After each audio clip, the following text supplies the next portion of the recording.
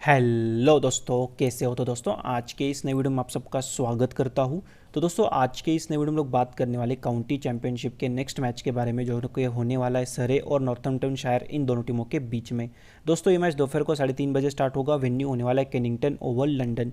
दोस्तों अब तक 4 काउंटी के मैचेस हुए हैं ड्रीम 11 पे, मतलब फैंटेसी एप्लीकेशंस पे, और चारों के चारों मैचेस हम लोगों ने कवर किए हैं और चारों के चारों मैचेस हम लोग वन साइड जीते हैं। तो 100% अब तक हमारा रिजल्ट रहा है। देखते हैं ये मैच किस तरीके से जाएगा। आगे बढ़ने से आपको सिंपली करना कि आपको टेलीग्राम चैनल से ज्वाइन होना है। वहीं पे आपको रेगुलर फाइनल अपडेट्स मिलेंगे और बहुत ज़्यादा इंपॉर्टेंट अपडेट्स हो जाते हैं। टेलीग्राम चैनल की लिंक आपको कमेंट सेक्शन में फर्स्ट कमेंट में मिल जाएगी। अब गाइस बात करते हैं पिच रिपोर्ट के बारे में। तो इस साल हुए हैं इस वेन्यू पे 2 मैचेस। एक्चुअली हम लोगों ने दोनों मैचेस कवर किए हैं। सरे वर्सेस हेम्पशायर का मैच, यहाँ पे सरे ने इजीली मैच को जीता था, 467 बना दिए थे और हेम्पशायर को ज़्यादा कुछ नहीं करने दिया था और डोमिनेट किया था पेसर्स ने।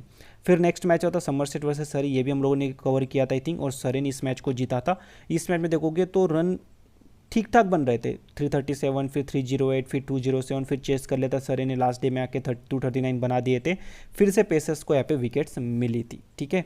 और हो सकता है कि कुछ इसी टाइप की आपको पिच इस मैच में देखने को मिल जाए। बाकी केनिंगटन ओवल में ना 2 अलग अलग टाइप की पिचेस देखने को मिलती है। एक जहाँ पे रन बहुत बनते हैं और स्पिनर्स को विकेट मिलती है, सेकंड जहाँ पे पेसर्स को विकेट मिलती है। जैसे एग्जांपल के लिए लास्ट ईयर का कुछ मैं आपको यहाँ पे दिखा दूँ तो यहाँ पे तगड़े रन बनाए थे सरे ने, ठीक है। उसके बाद अगर मैं आपको दिखाऊँ स्पिनर फ्रेंडली पिच, तो ये वाला स्पिनर फ्रेंडली पिच था समरसेट वर्सेस सरे, जिसमें अश्विन भी खेले थे और कंप्लीटली स्पिनर्स ने डोमिनेट किया था। सिर्फ 4 विकेट पेसर्स को थी, ठीक है। ये just before India versus England वाली जो सीरीज हुई थी ना, टेस्ट सीरीज, उससे पहले हुआ था, ठीक है। तो ऐसा भी कुछ देखने को मिल जाता है सरे में, सॉरी केनिंगटन ओवल में। अब देखते हैं इस मैच में क्या पिच होगी। पिच रिपोर्ट हमें मिलता नहीं मोस्टली, तो हम इन 2 मैचेस के अकॉर्डिंग ही आगे बढ़ेंगे। अब वेदर रिपोर्ट की बात करें तो वेदर क्लियर है, वेदर का कोई भी सीन नहीं है, वेदर टोटल क्लियर है, कोई भी बारिश का कोई इशू नहीं है। कभी भी बारिश हो सकती है, वो अलग बात है इंग्लैंड में, बट अभी तो वेदर फोरकास्ट कंप्लीटली ओके है। बात करते हैं नॉर्थम्पटनशायर की। इनके 3 मैचेस हुए, तीनों के तीनों मैचेस इनके ड्रॉ रहे हैं। लास्ट मैच इनका हम लोगों ने कवर किया था, हम लोग वन साइड जीते थे, कोई आसपास भी नहीं था। कुछ इस तरीके से इनकी टीम कॉम्बिनेशन, मतलब कुछ इस तरीके से अपना इन्होंने स्क्वाड अनाउंस किया है, जिसमें गैरेथ बर्ग का नाम नहीं, इनको हटा दो। इनको आई थिंक थोड़ा सा वो लोड इनका मैनेज करने के लिए इनको बाहर रखा गया है। बाकी ये 13 प्लेयर्स आपको दिख जाएंगे, जिसमें से ये 11 प्लेयर्स खेलने चाहिए। मुझे लगता है प्लेइंग 11 में जैक वॉइट आपको डायरेक्टली खेलते हुए दिखने चाहिए गैरेथ बर्ग के जगह पे, और कोई चेंज नहीं होगा। अब इनके लिए देखो, रिकार्डो ओपन जो करते ये इनके रन नहीं बने। विल यंग ने 3 इनिंग्स में इन्होंने रन बनाए, 33, 95, 63 रन। एमिला गे के रन नहीं बने हैं उतने ज़्यादा। ल्यूक प्रॉक्टर पिछले मैच में 100 लगाए थे इन्होंने, 1 विकेट प्लस 1 विकेट, मतलब 2 विकेट निकाले थे, एक 100 लगाया था। और उससे पहले 38 प्लस 0, 13 प्लस 1 विकेट, ठीक है। सेप जाहिब की भी रन नहीं बने हैं। रोब की ओक ये अच्छे पीक है, ठीक है। एक तो इन्होंने पहले कुछ मैचेस में रन भी बनाए थे तगड़े वाले, और पिछले मैच में रन नहीं बने, बट इन्होंने 5 विकेट्स निकाली थी। और लास्ट डे में ना इनको हेल्प मिलेगा, ये स्पिनर अच्छे राइट आर्म ऑफ स्पिनर है, और केनिंगटन ओवल में भी ना स्पिनर को हेल्प मिल जाती है। तो रोप के का देख के चलोगे। लुइस मैकमैनस विकेट कीपर है, ठीक है, 62 की पारी जरूर खेली है, बट पिछले मैच में रन नहीं बने थे। Tom Taylor right arm fast medium bowler है, अगर देखोगे तो मुझे लगता है अभी ये अच्छे पिक साबित होंगे, बिकॉज गैरेथ बर्क अवेलेबल नहीं है, तो ये थर्ड बॉलिंग ऑप्शन रहेंगे। मैट केली ऑस्ट्रेलियन प्लेयर है, अच्छे पेसर है, इन्होंने 5 विकेट्स निकाली हुई है, और अगर देखोगे तो ये रन भी बना लेते हैं, ठीक है। गैरेथ बर्क की बात करें तो ये ऑब्वियसली इंपॉर्टेंट पिक है, पिछले मैच में भी हमारे पास थे बट अभी अवेलेबल नहीं है। बेन सैंडरसन ये बहुत इंपॉर्टेंट पिक है, बिकॉज पिछले मैच में भी इन्होंने 4 विकेट निकाली थी, उससे पहले भी इन्होंने बॉलिंग अच्छी करी है। बेंच पे साइमन कैरिगन नहीं खेलेंगे। जॉश कॉब है, मतलब अवेलेबल है बट आई डोंट थिंक खेलेंगे। जॉश कॉब अवेलेबल है बट आई डोंट थिंक खेलेंगे। जैक वाइट को चांस मिलना चाहिए, जिन्होंने फर्स्ट क्लास क्रिकेट में 18 विकेट्स निकाली। रिसेंटली ये सेकंड 11 के लिए खेले 2 मैचेस, 2 इनिंग्स में इन्होंने 6 विकेट निकाली, तो इनको चांस मिला है। सो देखते यहाँ पे क्या करेंगे। दोस्तों अब इस टीम में इंपॉर्टेंट प्लेयर की अगर मुझे पूछोगे ना, तो विल यंग, ठीक है, एक इंपॉर्टेंट।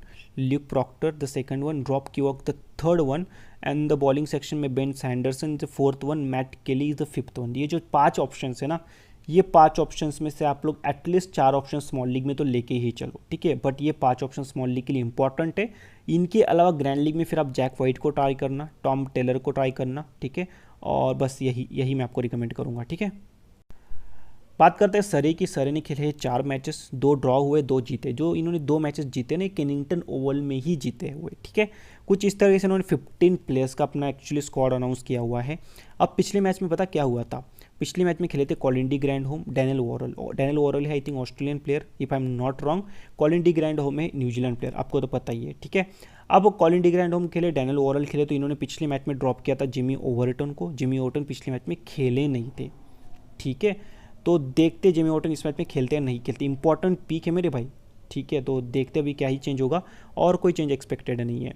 अब देखो जो मैंने यहाँ पे हाईलाइटेड जो यहाँ पे रन्स लिखे हुए ना, वो है केनिंगटन ओवल के रन्स, मतलब 2 मैचेस जो केनिंगटन ओवल में खेले उसमें जो रन्स बना है वो हाईलाइटेड है, और बाकी वेन्यूज़ पे जो रन बने हैं वो हाईलाइटेड नहीं है। तो आप समझ जाओगे, मतलब आपको यहाँ पे वेन्यू स्टैट समझ में आ जाएंगे। तो रोरी बंस का तो वैसे भी टोटल अच्छा फॉर्म नहीं रहा है। रैन पटेल ने यहाँ पे 100 लगाया हुआ है केनिंगटन ओवल में, ठीक है, तो ये नोट करके चलोगे। और बाकी ओवरऑल इनका कुछ ठीक ठाक फॉर्म है, 75, 58, 102 रन। हाशिम अमला ने 73 की अच्छी पारी खेली इस वेन्यू पे। ओली पोप यहाँ पे 100 लगा चुके इस वेन्यू पे, बाकी पिछले मैच में 84 बनाए, तो ओली पोप का अच्छा फॉर्म है ओवरऑल। बेन फोक्स की बात करें तो इस वेन्यू पे 45, 63, 48, बाकी ओवरऑल भी अच्छा फॉर्म इनका, पिछले मैच में नहीं खेले थे। सैम करन की बात करें तो इस वेन्यू पे इन्होंने 80+33 की अच्छी पारियाँ खेली थी लास्ट टाइम, और 64 पिछले मैच में भी बनाए थे किसी और वेन्यू पे। कॉलिन डी ग्रैंडहोम ऑब्वियसली पिछले मैच में किसी और वेन्यू पे खेले थे जहाँ पे 11 रन प्लस 1 विकेट थी। विल जैक्स ने एक 72 की पारी जरूर इस वेन्यू पे खेली, बट ओवरऑल बैटिंग के साथ बहुत रन नहीं बने हैं। जॉर्डन क्लार्क का इंपॉर्टेंट रहेगा बिकॉज उन्होंने इस वेन्यू पे बॉलिंग तगड़ी करी। विकेट अगर देखोगे तो 11 विकेट्स इस वेन्यू पे निकाले 2 मैचेस में, और पिछले मैच पे इन्होंने 100 लगाया था। वेन्यू जरूर अलग था बट 100 लगाया था, ठीक है, इंपॉर्टेंट पीक है। डैनियल ओवरऑल को खेलने का मौका मिला तो कोई विकेट नहीं मिला। जेमी ओवरटन ने 2 मैचेस इस वेन्यू पे खेले थे और इंप्रेसिव रहे थे, 8, 9 और 2 11 विकेट इन्होंने भी निकाली थी। तो देखते इस मैच में खेलते नहीं खेलते। जेम्स टेलर को 4 विकेट मिली इस वेन्यू पे, टॉपले को इस वेन्यू पे मिली है 6 विकेट, तो ये भी इंपॉर्टेंट पिक रहेंगे। बाकी बेंच पे जेमी स्मिथ है जो अवेलेबल नहीं है। अब दोस्तों इस टीम में इंपॉर्टेंट पिक देखो, ज़्यादा करके इस टीम में ना बहुत सारी इंपॉर्टेंट पिक्स है। एक तो रिस टॉपले है, ठीक है, जॉर्डन क्लार्क है second, Sam Curran third, Ollie Pope 4। ये जो 4 ऑप्शन है ये मोस्ट लाइकली आपके स्मॉल लीग टीम में होने चाहिए, ये बहुत इंपॉर्टेंट पिक्स है, ठीक है। अब इनके अलावा देखो डैनियल ओवरऑल एक अच्छे पेसर है, डैनियल ओवरऑल एक बहुत तगड़े पेसर है, ठीक है।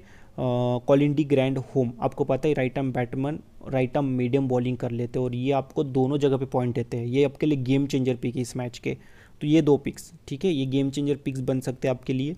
और बैटिंग में फिर आपके पास तो रैन पटेल है ही जो कंसिस्टेंट रहे हैं। हाशिम अमला पता है कि कभी भी रन बना के चले जाते हैं। बेन फोक्स माफ करना, बेन फोक्स को आप इंपॉर्टेंट में कंसिडर करो तो Ollie Pope, Ben Foakes, Sam Curran third, Jordan Clarke 4th और रिस टॉपले 5। तो ये 5 प्लेयर्स आपकी इंपॉर्टेंट पिक्स है। इन 5 के अलावा मैंने ऑलरेडी बता दिए Daniel Worrall, Colin de Grandhomme, Ryan Patel, आप इनको भी कंसिडर करके चल सकते हो। इवन हाशिम अमला इज़ वेरी गुड ऑप्शन। तो ये कुछ पिक्स है जिनको आप लोग ट्राई कर सकते हो। और हाँ एक और बात, जिमी ओवरटन अगर ये बंदा खेल रहा है ना तो यार इंपॉर्टेंट बन जाएगा। पिछले मैच में खेला नहीं था, अगर इस मैच में खेल जाए, विल जैक्स के जगह पे इनको चांस मिल सकता है या फिर डैनियल ओवरऑल के जगह पे चांस मिल जाए, तो इनका नोट करके चलना। एक और बात, अमर वर्डी ये बहुत अच्छे right arm off break spinner है। मैंने जो अभी आपको दिखाया था देखो जिसमें डोमिनेट किया था स्पिनर्स ने, उस मैच के मैंने स्कोर कार्ड दिखाया था, उस मैच में अमर वर्डी भी थे और इन्होंने विकेट्स निकाली थी। तो अगर अमर वर्डी प्लेइंग 11 में दिख रहे हैं ना तो हो सकता है कि पिच में ना स्पिनर्स के लिए हेल्प हो और फिर ये इफेक्टिव साबित हो जाए, तो इनका नोट करके चलना। सो दोस्तों बनाते हैं स्मॉल लीग टीम। तो डायरेक्टली हम लोग बेन फोक्स को ले रहे हैं, बाकी ये तो विकेट कीपिंग नहीं करेंगे, मैकमस करेंगे विकेट कीपिंग, बट बैटिंग से उतना अच्छा फॉर्म नहीं है।